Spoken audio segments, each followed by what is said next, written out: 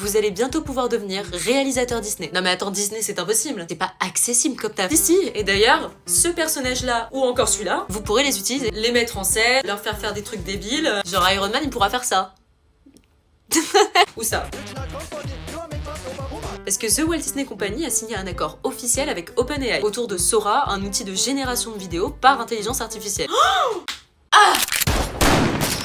Et voilà encore de l'IA. Eh ouais, je m'amuse comme je peux. Oui, vous avez bien entendu, c'est de l'IA. Disney a investi 1 milliard de dollars. 1 milliard. Concrètement, ça veut dire quoi? Ça veut dire que des personnages Disney, Pixar, Marvel ou encore Star Wars pourront être utilisés pour générer des vidéos à partir d'une simple instruction écrite, sans caméra et sans tournage. Et certaines de ces vidéos pourront même être diffusées sur Disney+.